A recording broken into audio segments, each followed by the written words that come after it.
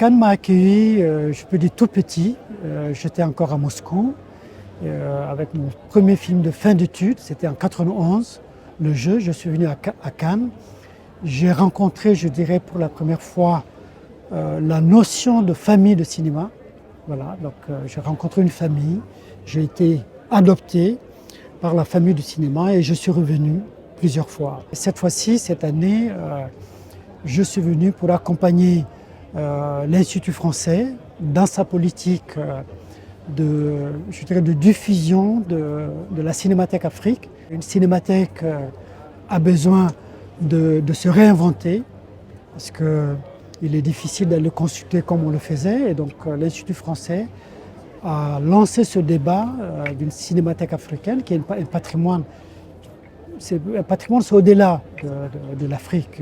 Donc cette création africaine depuis les années 50, près de 1800 films d'images qui sont là, qui dorment, mais une image qui dort n'est pas une image qui vit.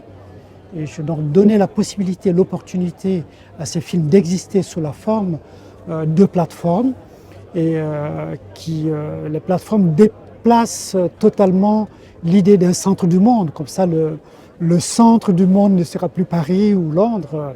Ce serait une plateforme où on peut aller visiter et voir des films africains. Il suffit de dire la vérité, toute la vérité, rien que la vérité.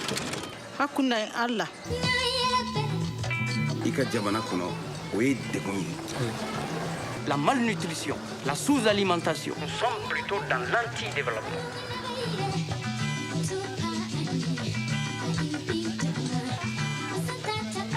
La privatisation.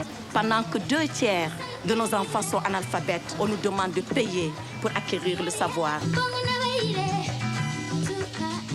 Quand je fais Bamako, c'est pour montrer qu'il y a une conscience d'un peuple. Tout peuple est conscient de ce qui lui arrive.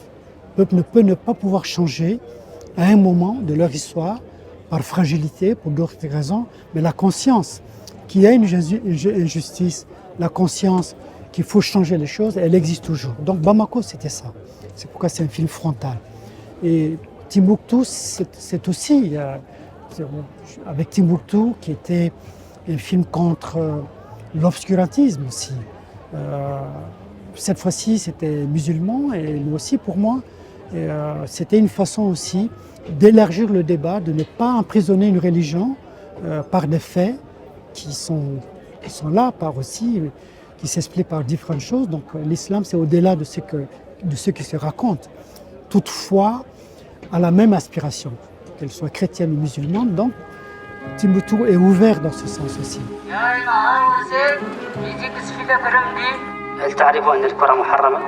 Couvre-moi ça. Qu'est-ce que tu fais là?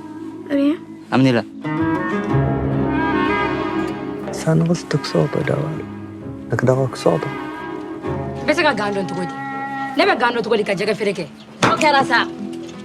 Nawa ka bolo tige de fa. Fla fla ni. Ayati ke. Unna na ka fga kuna bilaye kuna birdo. Aka gele ka kan ka sabal. Ne kon tado. Eh, woshi mai wani. Wallah. Ko yene façon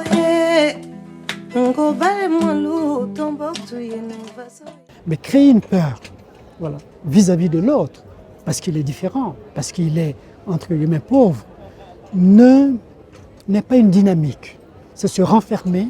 Je trouve aussi que l'Europe, dans beaucoup de façons, se renferme, voilà, sur elle-même, et qu'il y a une dynamique qu'elle va rater probablement, c'est en Afrique, parce que la vague africaine dont on parle, elle n'est pas exactement comme ça. Il y a une dynamique qui se passe dans chaque pays africain, avec les difficultés qu'il y a, mais il y a une dynamique de création dans tous les domaines. Pas seulement dans le cinéma, mais dans l'art, dans la peinture, dans le stylisme, voilà, beaucoup de choses se créent. Et cette dynamique, elle fait de ce continent, non pas un continent d'avenir, mais un continent du présent, où chacun a le droit, qu'on soit africain ou pas, de venir s'inspirer. L'inspiration doit être réciproque. Voilà, un Africain qui vit en Europe, qui vit en France, qui se nourrit d'un quotidien qui est aussi riche, d'une culture qui est différente, mais qui est aussi riche. On se nourrit de ça, tous, pour, final, quand on est cinéaste, pour essayer de façon presque utopiste de changer le monde. C'est ça.